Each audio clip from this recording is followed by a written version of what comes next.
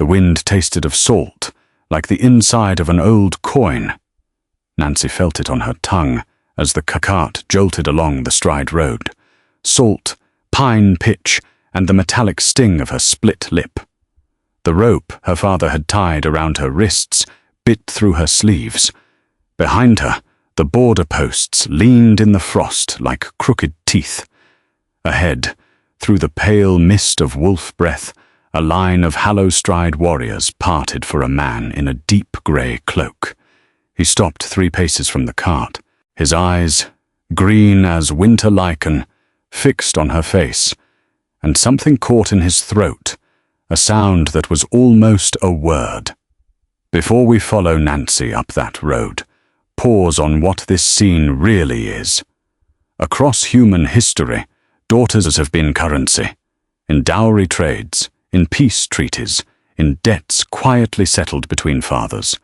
The fantasy setting lets us look at an old wound without flinching. As you listen, ask yourself, when a family calls a sale an arrangement, who benefits from the softer word? Keep that question near you. The story will return to it. The Iron River longhouse smelled of wet wool and burned barley, and Nancy Vetch could name every herb drying from its rafters without looking up. She had braided most of them herself, yarrow for bruises, coltsfoot for her little half-cousin's cough, bitter root, which her mother Saela had once called the midwife's apology, for the pregnancies that ended before their time. Her father was drinking in the next room, and his voice carried the way it always did when he had decided something and wanted the house to know. A clean price. Better than clean. He asked for her by description, Oren, not by name. Pale hair, the left eye grey, the mother dead of the hunt sickness. He asked. He didn't ask for our girl, said her older brother. Oren's voice was thin and careful, the voice he used for ledgers. He asked for a girl like her. There's a difference that pays the same. A laugh, high and pleased, from Wrench, her younger brother. Wrench laughed at most things. He laughed at weddings and at wakes, and at the dog when it limped. She'll be glad to be rid of us. Won't you, Nancy? Grand Hallowstride, lord, warm bed. Might even get a wolf out of it. Who knows? Nancy did not lift her head from the mortar. She ground the yarrow finer than it needed to be. She had been marrow-muted since her first bleed, which had come and gone without the fever and the 4-legged dream that every Iron River daughter was promised. The pack's rune reader, an old woman named Ebb who smelled of river silt and kept her opinions behind her teeth, had pressed 2 fingers to Nancy's sternum and said only, "The thread is there, child. It simply has nowhere to reach." It had been Ebb who taught her the herbs after. "Something to do with your hands," the old woman had said, "while the rest of you waits." Nancy did not know what she was waiting for. She had stopped expecting it to arrive. Her father pushed through the hide curtain then, his beard still wet with ale, and his eyes were not cruel so much as tired. Oren followed, and after a pause, Wrench, wiping his mouth on the back of his wrist. "Pack your second shift and your winter cloak," her father said. "We leave before the second bell." "Where?" She kept grinding. "The border.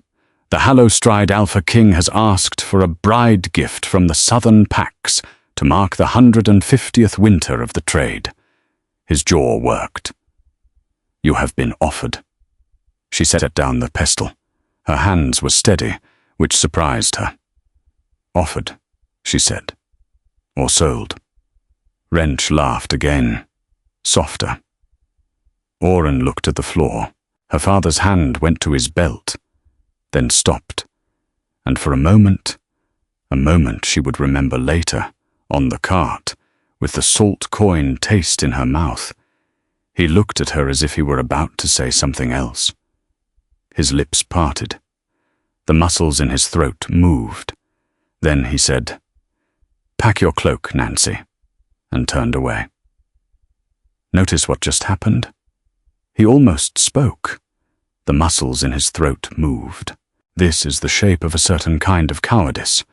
Not cruelty, but the small daily failure to say the harder, true thing. Most broken families are not broken by villains. They are broken by the sentences a parent rehearses and does not deliver. Nancy will carry the cost of that unspoken sentence for the rest of the story. Under her apron, warm from her skin, the river iron pendant her mother had left her pressed against her breastbone like a small, cold fist. Ciela had worn it every day of her life and on the day of her death, and Nancy had taken it off the body herself because no one else would touch it. The Iron River still believed the pendant was cursed, that it carried the weight of the 9 mothers of the severance, that its black iron remembered the fire. Nancy had never believed in curses. She believed in yarrow and coltsfoot, and in her own 2 hands. She believed also in leaving before she was pushed. She went upstairs to pack. The cart reached the Stride Road at the hour the frost turned blue. Nancy had not been bound when they set out. Her father had tied her wrists only at the last bend, where the pines thinned and the Hallowstride sentry's horn could be heard across the hollow, and he had tied them in front of her rather than behind, a small mercy, or else a habit from tying calves. Wrench had wanted to tie them behind. Oren had said nothing, which was the thing Oren did best. The cart stopped. The horn sounded again, closer. From the pale mist at the top of the rise, the Hallowstride party came down.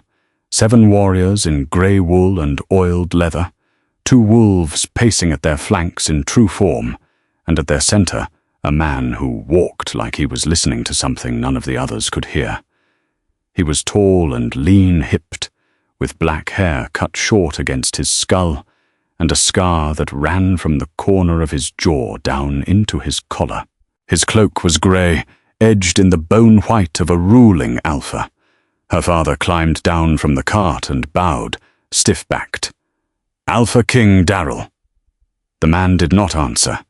He had stopped 3 paces from the cart, and he was looking at Nancy, and something in the set of his shoulders had gone wrong, as if a rope inside him had been cut. "Alpha King," her father said again. Darrell Hallowstride lifted one gloved hand. The gesture silenced her father more completely than any shout would have. Nancy felt the weight of it as a soft pressure at the base of her skull, an alpha command unspoken, a held breath across the whole clearing. Even the wolves at his flank lowered their heads. His eyes had not left her face. "Where?" he said, and his voice was low and hoarse. "Did you get that pendant?" Nancy's hand went to her throat without her permission. The river iron had slipped free of her collar in the jostling of the cart, and it hung now in the cold air between them, a black lump of old metal on a braided leather cord. It was my mother's. Your mother's name. Ciela Vetch. She'd had to clear her throat. She was a midwife. She died of hunt sickness when I was 9. A sound came out of him. Not loud, not a word. One of the wolves at his flank made the same sound a half-second later, an echo. The Hallowstride warriors were looking at one another now, with the careful blankness of men who had just realized they were witnesses to something. Her father cleared his throat. "Alpha King, the terms of the bride trade." "There is no trade." Darrell's voice had flattened. "Take your cart and your sons, and your rope, Vetch, and go back down the road you came up. The girl is not for sale. She was never for sale." "I don't understand." "You will not." The Alpha command landed this time with full weight. Nancy felt her father's knees give, a buckle he covered by gripping the side of the cart. Wrench went to one knee outright. Oren stayed upright, but pale. "You will turn this cart. You will not speak her name on your road home. If I hear that you have, I will come to your longhouse myself." He stepped forward then, and his gloved hands were very careful at her wrists. The rope fell away. His fingers did not touch her skin. He did not permit himself to touch her skin. She understood, without knowing how, that this was a restraint and not an indifference. "Come down," he said, quieter. "Please." She came down. The cart turned. Her father did not look back. Wrench did.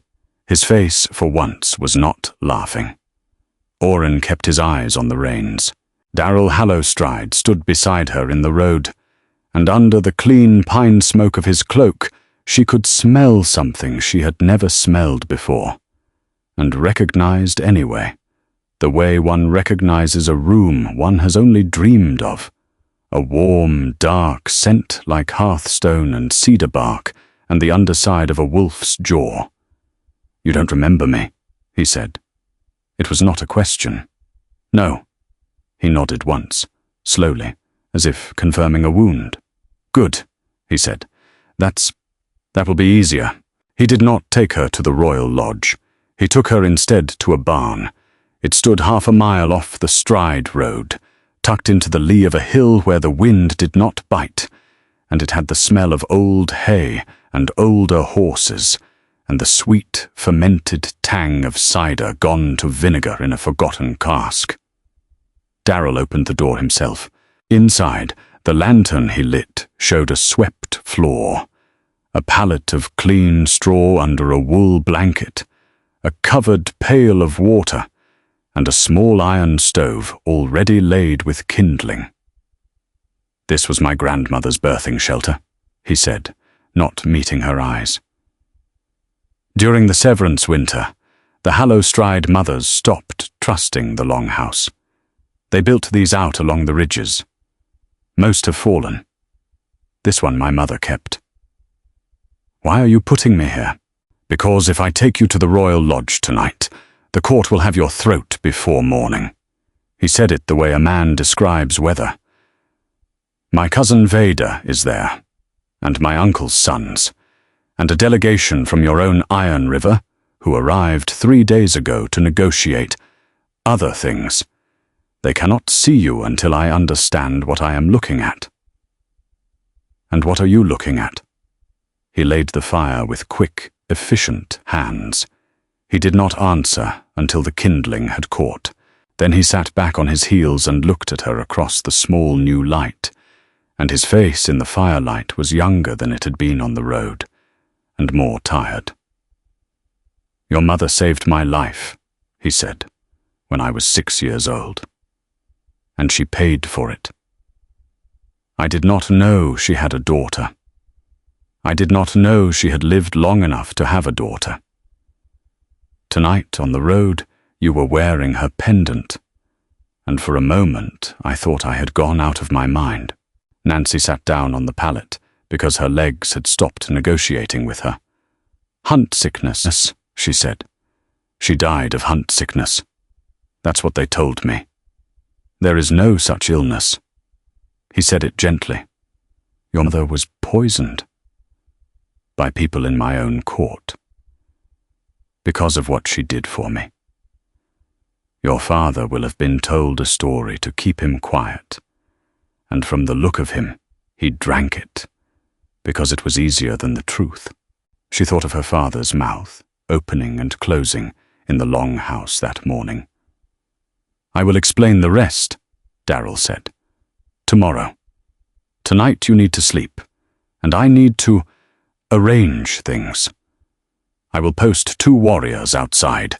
They will not come in. No one will come in. Do you understand?" She nodded.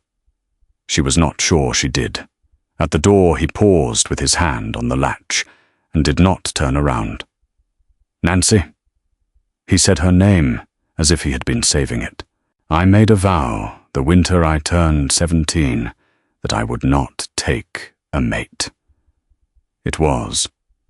The court required it after my mother died. It was the price of the peace. I want you to know that before anything else happens between us, You should know that.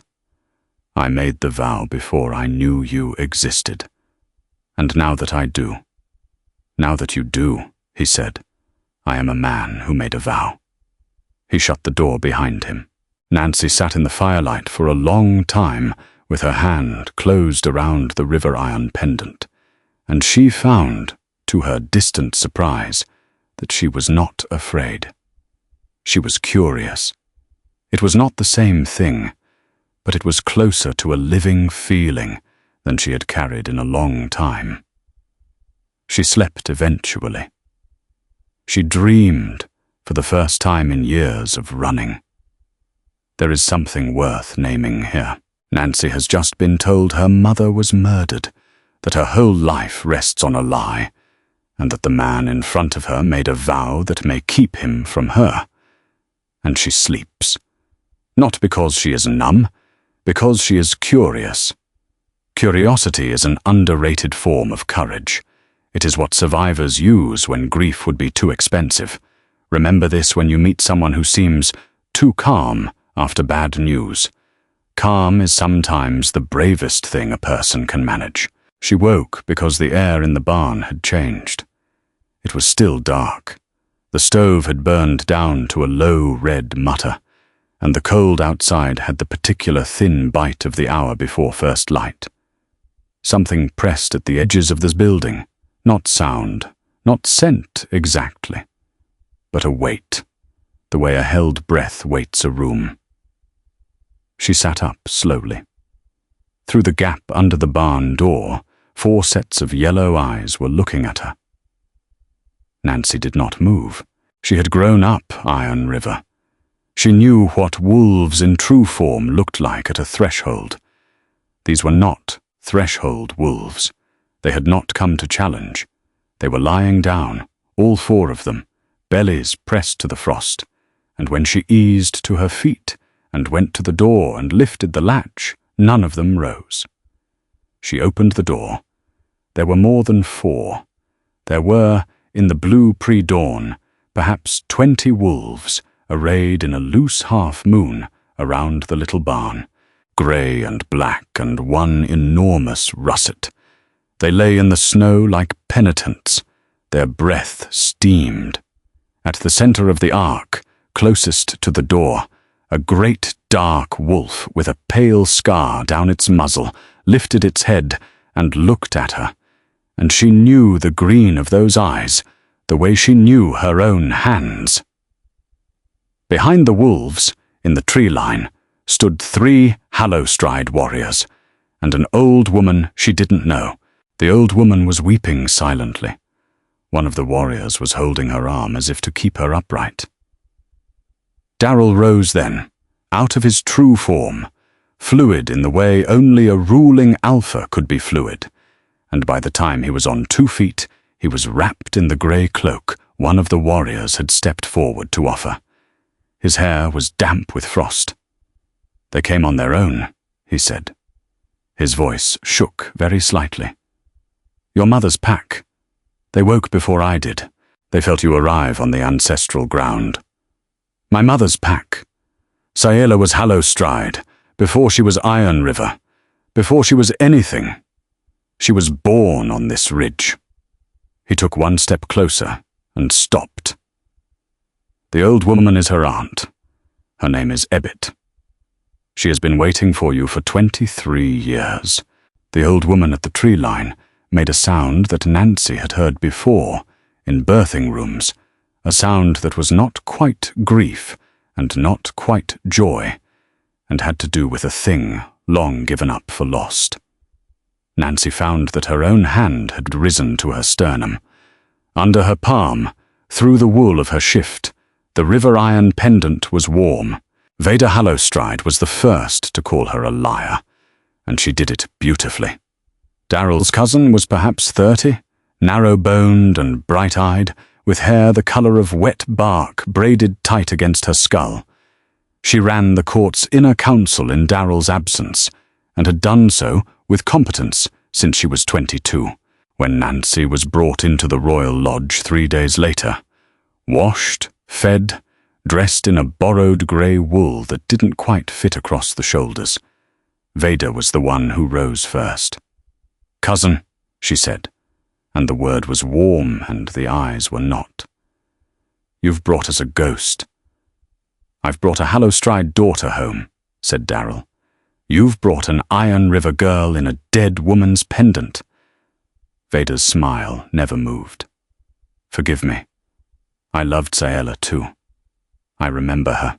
But grief does strange things to a man, and the ridge has been hungry a long time. The pack knelt to her, Vader. The pack is sentimental."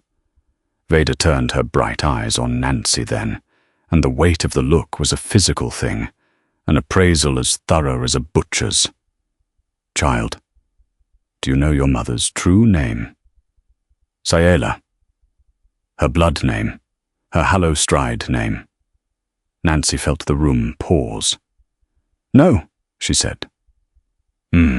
Said Vader. "A shame." Darrell's hand closed on the back of the carved chair beside him, hard enough that Nancy heard the wood protest. But it was the old rune reader Ebbet, who had waited at the tree line and who now sat on a low stool by the fire with her cane across her knees, who spoke next. "Galinar," Ebbet said, in a voice like river stones knocking. "Her name was Sayela Galinar. She was my sister's daughter. I gave her the pendant when she was 14 years old because she was afraid of the water, and iron pulled from the river teaches you not to be afraid of it. Her mother was Ithran Galinar, who stitched the truce cloak for the 100-year peace. Her grandmother was Marn, who I will not name again, because Marn killed 2 Iron River warriors at the Severance, and that is a weight I will not load onto a girl who just arrived." Vader's smile thinned. "Ebbet, with respect, Vader, sit down." The old woman did not raise her voice. "The girl came home. The pack knows. You were not there at the barn. I was." Vader sat down. That was the court for a while. Watch Vader closely. She is not the villain of this story, though the story gave you every reason to cast her as one. She is competent, suspicious, and wrong, and when she discovers she is wrong, she apologizes cleanly. There is a lesson folded in here. The people who challenge you publicly are not always your enemies. Sometimes they are simply the ones doing the job of protecting the house. Be careful who you call cruel. Cruelty and caution wear similar faces in a first meeting. The real trouble came in the healing rooms. Darrell had asked Nancy to stay on at the lodge as a guest, without any claim made, without the vow spoken of. She had asked in return for something to do with her hands, because Ebb back home had been right. She needed something to do with her hands, or she would come apart. So they gave her the still room. It was a long, low-ceilinged chamber off the kitchen, full of the good-working mess of an honest apothecary, hanging bundles of tansy and meadow sweet, a stone mortar worn smooth, jars of honey gone half crystalline with age. She relabeled things. She corrected a willow bark mixture that had been cut wrong. On the 4th day, a scullery boy came in with a burn on his forearm from the kitchen, and she dressed it with a colt's foot and honey salve, and he grinned at her through his tears and told her she was better than the old healer, and she told him that was treason, and not to repeat it. It was in the still room on the 7th day that Ebbet came to find her. "Child," the old woman said, and sat down on the tall stool without being asked. "I need to tell you how your mother died, and I would rather tell you here than in the hall." Nancy set down the pestle. "Tell me." "She was poisoned," said Ebbet, "with monk's hood in a cup of spiced wine. It was given to her by the man who stands now at Vader's right hand in the inner council. His name is Rask Hallowstride, and he is my nephew, and I am telling you this because he is about to try to kill you too." Nancy held very still. She knew monkshood. Every still room knew monkshood. It grew in blue hoods along the upper meadows of both ranges. It was beautiful, and it was patient, and it killed by slowing the heart until the heart forgot its work. The dose that killed a grown woman was the weight of a thumbnail, mixed well with something sweet. "Why?" she said. "Because your mother knew what he had done." Ebbet's hands were folded in her lap, knuckles swollen with a long life. When Darrell was 6, he was sent to the border as a gesture, a bride gift of a different kind, a boy hostage between the packs to mark a renewed peace. He was never meant to be harmed, but Rask wanted the boy dead because Rask's father had been next in line before Darrell's birth, and Rask had been raised to believe the throne would come to his house. So Rask paid an Iron River man, a man who worked under the table, who your father did not know, to put an adder in the boy's bedding on the 3rd night. Your mother had gone south with the boy hostage, as his attending healer. She found the snake. She took the bite on her own hand to keep it from the child. She lived. But she had seen the man who delivered the adder, and she knew who had paid him. Ebbet paused. Her old mouth worked. She stayed in Iron River after that. She married your father, who was a decent man then, who was kind to her. She hid on the other side of the border because she thought distance would be enough. She had you. She let it be believed that she had gone there willingly. And then, 12 years later, Rask found her at a midwife's gathering on the neutral ground, and he brought her a cup of wine, and she drank it because she had been afraid for so long that she was tired, and being tired is how you die. Nancy's hand had closed without her noticing around the pendant. "Hunt sickness? A story for your father," said Ebbet, who was already half broken by then. "I do not forgive him for what he became after. But I understand him a little. He was lied to by people who were better at lying than he was at hearing." She thought of her father's mouth opening and closing in the long house.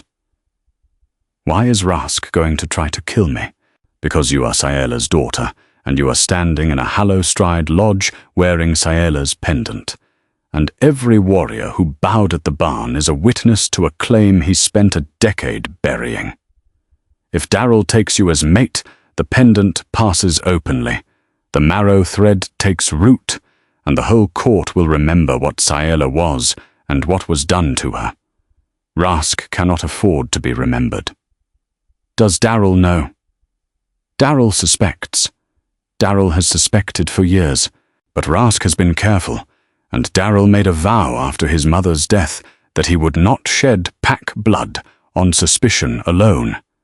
And Rask has used that vow like a roof." Ebbet's voice hardened. "That is Darrell's flaw, child. He is a good man who believes his own vows more than his own nose. He will not move against Rask until Rask moves first, and Rask is about to move. I would prefer he move against me rather than you, but he will not oblige me." Nancy looked down at her hands. They were herb-stained. They were steady. "What would you have me do?" "Eat nothing from a cup you did not pour," said Ebbet. "Sleep with the still-room door barred. And when he comes for you, because he will come, do not try to be brave. Scream. Screaming is a Hallowstride woman's first weapon. The pack will hear you before you finish the sound." Ebbet stood then, with some creaking, and put her old dry hand briefly on Nancy's head, the way one blesses a goat. "You have your mother's hands," she said. "She would be pleased you knew what to do with them." It was the first time in the whole week that Nancy had come close to crying. She did not. She had a feeling she would need her tears later, and more. Ebbet's advice, "Do not try to be brave, Scream," deserves a second read.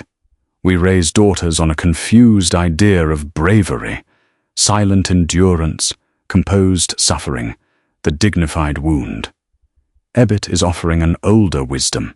The pack hears the scream because the scream is information. Silence protects the person who harmed you. Sound protects the person who was harmed. If you take one practical thing from this chapter, let it be that. Noise is not weakness. Noise is how a community learns where to run. Rask came on the 9th night, and he came cleverly. He did not come himself. He sent a message, through a frightened kitchen girl, that the Alpha King wished Nancy to join him in the small council chamber and to bring the willow bark tincture for his shoulder, which had been troubling him since the cold snap. The kitchen girl had been told to carry a cup of mulled wine to the chamber as well. Nancy took the tincture. She did not take the wine. She also did not go to the small council chamber. She went instead, quietly, through the kitchen passage to the still room, where she took down a jar of dried hellebore, not to use, only to hold, and waited with her back to the work table and the river iron pendant out over her shift where it could be seen. Rask came in through the still room's garden door, and he came alone, and he did not waste time. He was a handsome man in the way an axe is handsome. Clean lines, obvious purpose. He carried a short blade low at his hip and a second cup of wine in his left hand, and he smiled at her with what he probably believed was warmth. "Niece," he said, "a strange hour for herbs, a strange hour for wine. I thought you might be unsettled. I thought we might speak." "Speak, then." He did not speak. He set the cup down on the edge of the work table and took one step toward her, and his right hand, the one without the cup, moved toward the short blade. Nancy screamed. She screamed the way Ebbet had told her to scream. Not a shriek, but a long, full-throated call. The sound a woman makes giving birth or burying a child. The sound that carries. The stillroom door banged open behind Rask within 3 heartbeats. It banged open again from the garden side within 5. By the time Darrell arrived, and he arrived in true form, silent as falling snow, and rose to his feet inside the doorway with a borrowed cloak thrown over him by a running warrior. Rask was on his knees on the flagstones, with Ebbet's cane across the back of his neck, and 2 Hallowstride warriors holding his wrists. "I did not," Rask began. "The cup," said Ebbet without turning. "Smell it." Darrell bent his head to the cup on the work table, and his nostrils flared, and his face did a thing Nancy would remember. "Monk's hood," he said. "The same hand," said Ebbet. "The same hand that poured for my niece 23 years ago. He has not even learned a new recipe." Darrell looked at Rask for a long moment. Rask did not look back. "Take him to the stone room," Darrell said. "Do not hurt him. I will hear him in the morning, with the inner council and Ebbet and 2 witnesses from the Iron River delegation. He will have the speech the law gives him. He will have nothing else." They took Rask away. Veda came through the garden door as he was going, and she saw the cup on the table and her cousin's face, and Nancy standing with her back to the work table. And Veda, bright, competent Veda, who had called Nancy a ghost, closed her eyes for a long moment, and then opened them and said, very evenly, "I will draft the charges, Alpha King." "Thank you, cousin." Veda paused at the threshold. She looked at Nancy. "I was wrong about you," she said. And then, in the careful tone of a woman who does not apologize often and prefers to do it cleanly, "I am sorry." She left. Darrell and Nancy were alone in the still room, with the cup between them on the work table. "I made a vow," Darrell said quietly. "I said I would not move against pack blood on suspicion. I know. I moved tonight because you screamed, not because I suspected." Do you understand the difference? Yes. It is not enough, he said. The vow. I am going to have to break it. I have been going to have to break it since the morning of the barn. I wanted you to know I have been trying to be honorable about it. Nancy felt, in her chest, a warmth she had not had a name for since her mother died. Darryl is doing something rare here. He is admitting, out loud, that a rule he made for himself is wrong, not because it was forced on him, but because it no longer fits the man he is becoming. Growth is not usually loud. Usually it sounds like a person quietly retiring a vow they once needed. If you have outgrown a promise you made to yourself at 17, you are not betraying yourself. You are keeping up with yourself. You are very tiring, she said, for an honorable man. He laughed. It was a small, surprised laugh, and it cracked his face open in a way she had not seen yet.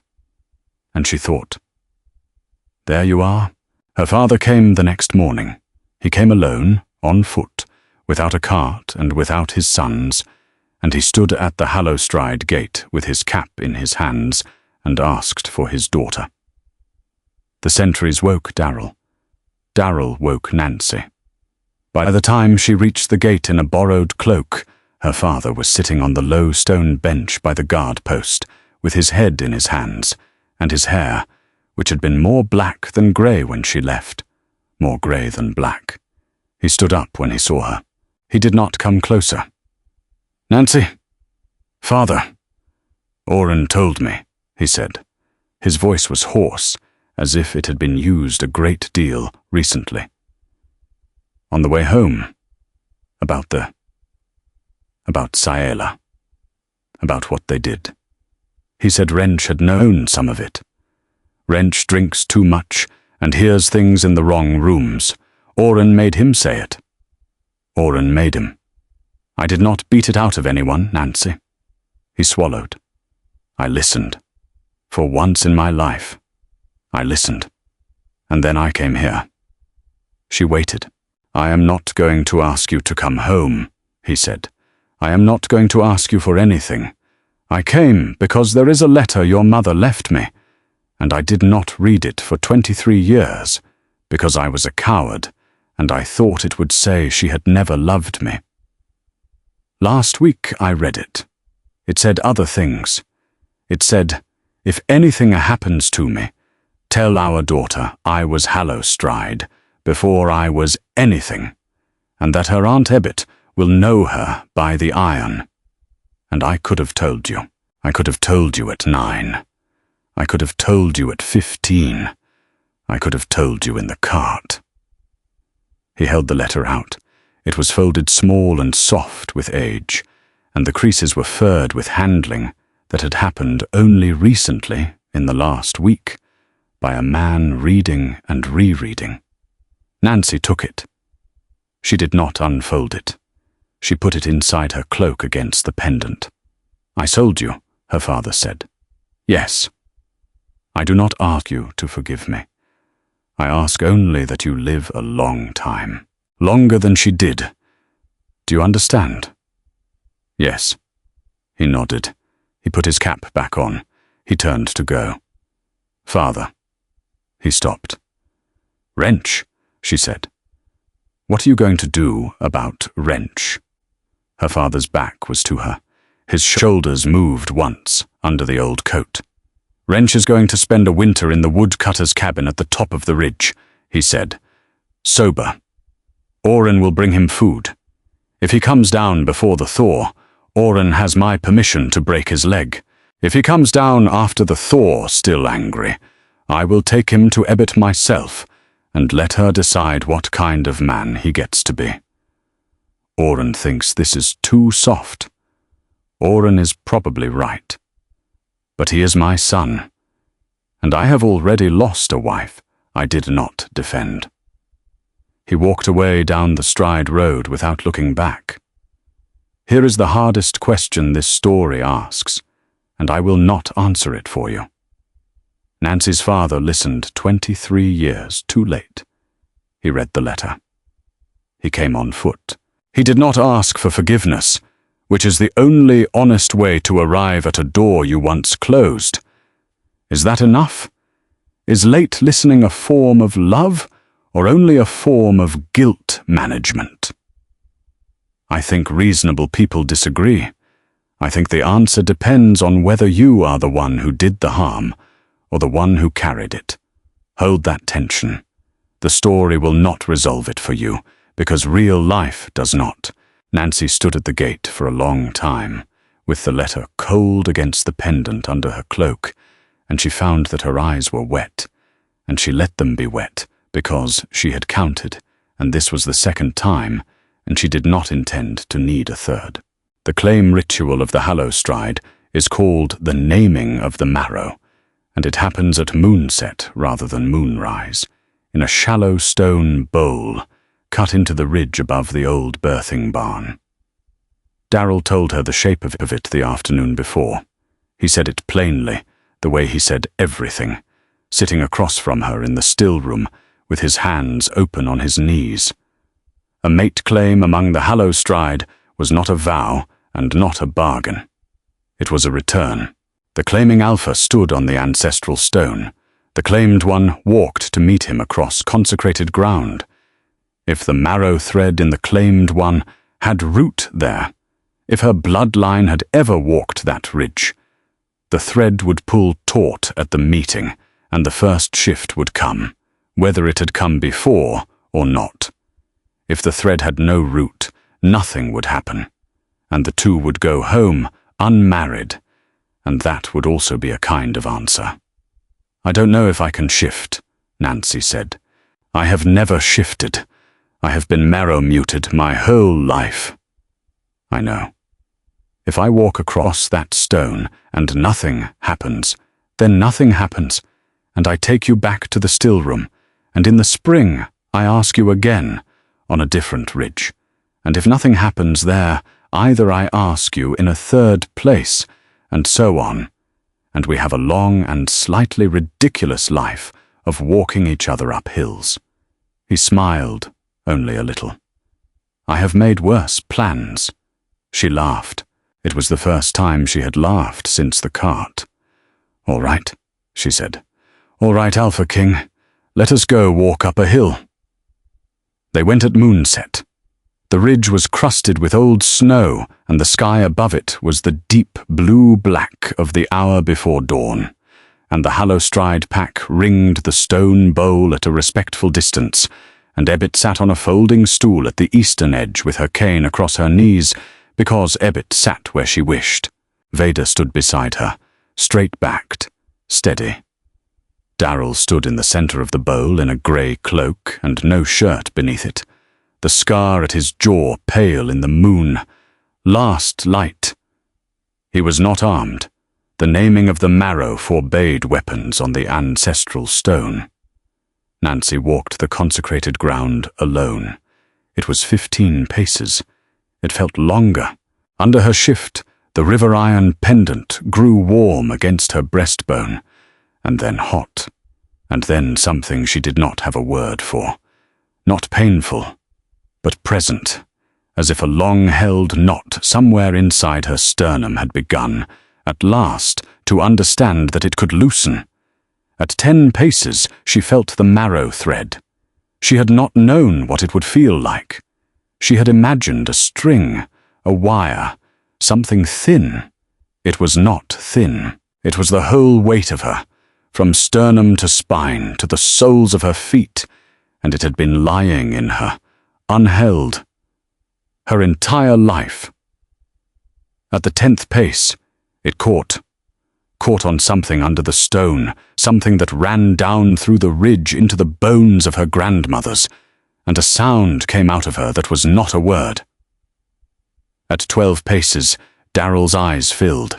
At 15 paces, she stopped in front of him, and the pendant at her throat was so hot she thought it would mark her skin, and he lifted his hands and did not touch her, because the ritual forbade touching until the shift. "Nancy Vetch Galliner," he said, low, formal. Daughter of Saela, granddaughter of Aithran. I claim you on ancestral ground. Will you have the claim? I will have it. The marrow thread pulled. It did not hurt, exactly. It was more like the first deep breath after a long illness, the one that reaches the bottom of the lungs and reminds you there is a bottom. Her bones rearranged themselves with an almost embarrassed gentleness, as if apologizing for the years of delay. Her hands went to the ground and were no longer hands. The cold of the snow, which had been bitter through her boots, became a manageable, clean thing against pads that had been waiting all her life to feel it. The pendant's leather cord slipped free and fell to the stone with a small sound. She stood on 4 legs in the bowl of the ancestral ridge. She was pale, paler than Darrell, the pale grey of a winter hare, with one eye still grey and one now, the colour of winter lichen, which was not the colour her human eyes had been, and which Ebbet would later tell her was the Galanar sign, the sign that had skipped 3 generations and come home. Her nose was full of scents she had not been able to name before, and now could. The hearthstone and cedar of the man in front of her, yes, but also the old smoke of the barn below, the dry herb ghost of the still room on her own coat, and under all of it, faintly, warmly, the scent memory of a woman she had not smelled in 14 years. Yarrow, Coltsfoot, her mother. Darrell knelt in the snow. He put his forehead against the top of her head. He did not speak. He did not need to. Around the bowl, the Hallowstride pack lowered itself to the snow, the way they had done at the barn, at first light on the first morning, and this time, because she had ears for it now, Nancy heard them, all of them, a low, soft chorus of welcome that she would, for the rest of her life, recognize as the sound of being known. The magic in this story has a rule. The thread cannot root until it touches ancestral ground. Strip away the fantasy, and the rule is simply true. Something in us does not finish forming until we meet the people, the history, the stories we were kept from. This is why adoptees search, why grandchildren of immigrants return to villages they have never seen, why some of us feel, our whole lives, like a sentence missing its last word. The ground recognizes you before you recognize it. That is not mysticism. That is memory older than the self. The spring came late that year, as the Hallowstride springs do, but it came. The ridge softened by the middle of the 3rd month. The old snow along the Stride road went grey and then went away, leaving the road muddy and the pine mast underfoot soft. Meltwater in the gullies ran clear and very cold, and the meadow sweet put up its first pale spears beside the still room's garden door. Nancy cut them. She was cutting them one afternoon, the first cutting of the year, which is always a small ceremony for anyone who works with herbs, when Ebbet came up the path with her cane and a basket. "Willow bark," the old woman said, setting down the basket. "For your husband's shoulder, which he still pretends does not hurt him in the damp." "He is not my husband. He is as good as. I am old, and I will call it what I like." "Yes, Aunt." Ebbet sat down on the bench beside the door. Nancy went on with the meadow sweet. For a while neither of them spoke, and the quiet was a companionable thing. "Your father sent a letter," Ebbet said at last. "I know. Oren brought it. Wrench came down from the ridge in the 2nd month. He is sober. He is not yet a good man. He is working in the Iron River kiln with his hands, which Oren says is more honest work than he has ever done. Your father thinks he may yet come to something. Maybe. Do you want him to?" Nancy thought about this. Her hands went on cutting. "I want him to be a man his own daughters would not have to scream for," she said. "If he manages that, I will be pleased. If he does not, I will also go on living." Ebbet made a small approving sound. At the end of the garden path, Darrell came through the gate with his cloak over his arm and mud on his boots, and he stopped to scrape the boots, because he always stopped to scrape the boots, because his mother had been strict about the kitchen floor, and some habits were older than kingship. Nancy watched him scrape. She watched him give up on the left boot and take it off entirely. She watched him pad into the garden in one boot and one woolen sock, holding the other boot upside down as if it had personally offended him, and she laughed because it was impossible not to. He looked up at the laugh, and his face went through the small, quick sequence it had gone through every day since the naming: mild offense, recognition, and then the open, helpless gladness of a man who had not expected, in this life, to come home to someone laughing at him in a garden. "The boot," he said with dignity, "has a nail in it. The boot has had a nail in it since last autumn, my love." "Yes, well, today it asserted itself." Ebbet snorted. She rose, creaking, and gathered her basket. "I will leave you to your boot crisis." She went down the path, and Darrell set the offending boot on the bench and sat beside Nancy, and for a while they did not speak. Notice what the story gives them at the end. Not a crown, not a battlefield, a boot with a nail in it, a garden, a shared joke. This is deliberate. Romance stories often sell the climax as the reward. The real reward is the Tuesday afternoon afterward, when nothing is at stake and two people are still glad to be near each other. If you are waiting for a grand moment to know you love someone, look instead at who you want sitting next to you while you scrape mud off a boot.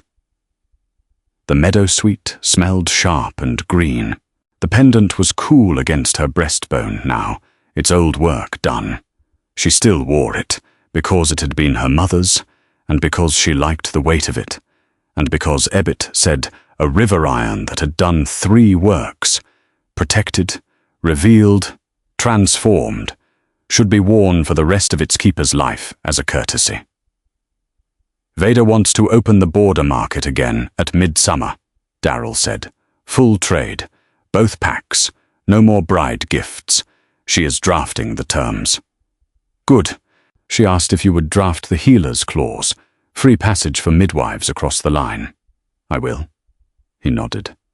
He picked up the boot again. He looked at the nail. "Nancy?" "Ma. I am very glad you were sold to me." She turned to look at him. His face was serious, as it often was. The scar at his jaw caught the afternoon light.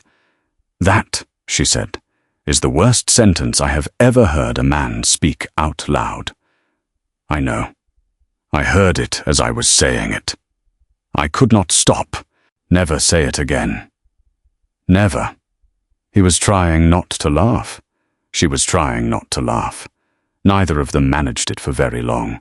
Above them, on the ridge, a single wolf howled, one of the young ones practicing, and was answered, lazily, from somewhere much further down the valley, a long, slow note that carried across the thawing ground and into the garden and into the open door of the still room, where the meadow-sweet was drying and the pendant was warm, and the marrow thread, which had waited 23 years for a place to root, was rooted now, and quiet, and home.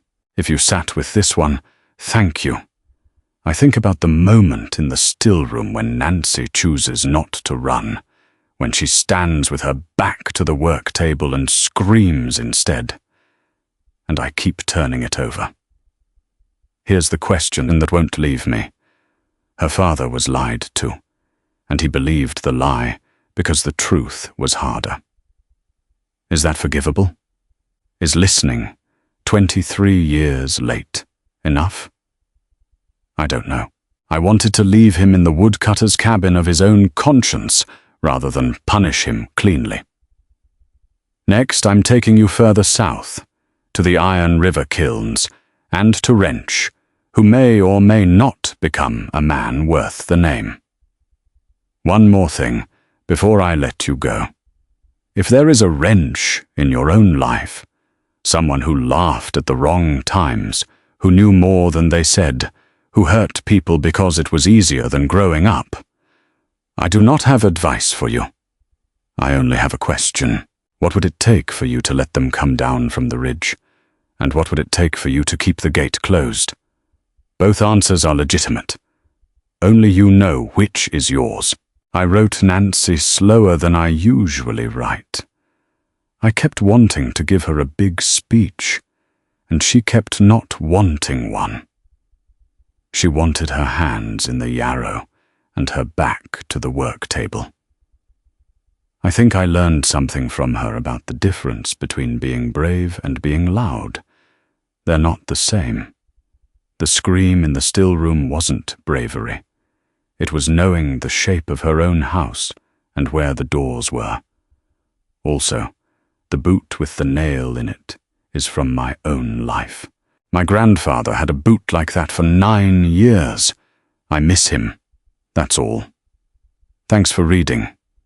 If this story made you think of someone, a parent you are still negotiating with, a promise you have outgrown, a house you were sold out of, write to them or don't. But let the thought count as something.